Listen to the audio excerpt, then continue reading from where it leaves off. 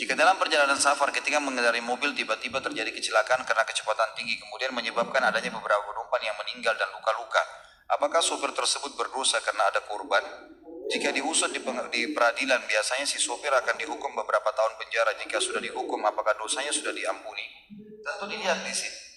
Dia cepat itu memang cepat yang normal, biasa, nggak ada masalah. Terus terjadi kecelakaan, ban tiba-tiba meledak, ya, rusak. Nah, itu lain, itu nggak ada dosa.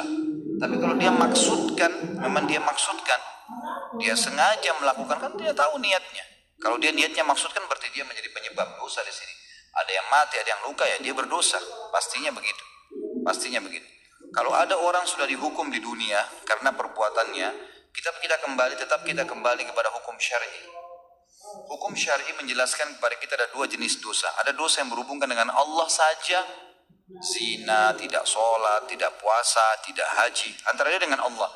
Dia taubat sama Allah, Allah terima, sudah selesai. Tapi ada dosa yang berhubungan dengan haknya manusia. Ini harus taubat kepada Allah dan mengembalikan haknya si manusia tadi. Seperti misalnya mencuri, menggunjing. Curi itu selain taubat kepada Allah, dia harus minta maaf kepada orang yang pernah dicuri barangnya. Mengembalikan barang itu.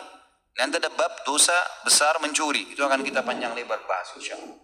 Maka di sini dia harus lihat.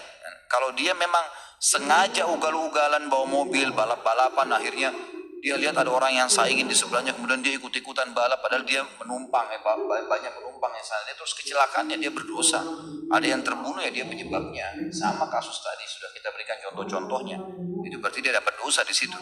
Masalah dia dihukum di sini, dia dihukum penjara. Apakah sudah lepas hukumnya di akhirat? Tentu tidak. Secara akhirat tidak lepas, karena untuk melepaskan diri di akhirat dia harus minta maaf sama keluarga-keluarga orang yang terbunuh ini. Di antaranya dalam Islam dia harus bayar denda. Dia itu tergantung yang disepakati oleh peradilan Islam yang ada di sekitar tempat atau tempat dia tinggal. Bagaimana hukum KB dalam Islam, baik spiral, suntik maupun pil? Apakah itu termasuk membunuh keturunan? Tentu saja tidak. Membunuh ini membunuh. Jadi sudah tadi saya bilang kalau sudah 4 bulan ada ruhnya lalu sengaja digugurin, nah itu membunuh.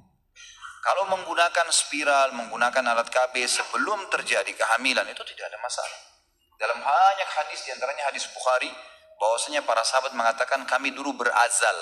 Azal itu menumpahkan sperma di luar kemaluan istri karena tidak mau hamil. Sementara Al-Quran, ayat Al-Quran turun dan kami tidak dilarang. Jadi dibolehkan berazal itu. Dan azal ini ulama tarik sampai sekarang dengan menggunakan alat-alat ya KB ini, dan kalau memang tidak ada hubungannya dengan hal-hal yang haram, jadi nggak ada masalah. Ini di zaman Nabi SAW ada. Jadi yang membunuh memang sudah ada fisiknya lalu dibunuh, nah, itu yang dimaksud.